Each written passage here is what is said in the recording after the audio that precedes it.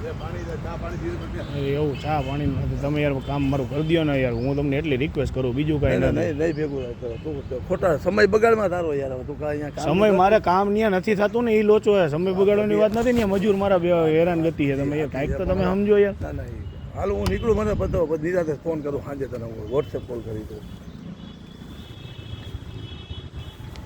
બરોબર હાલ.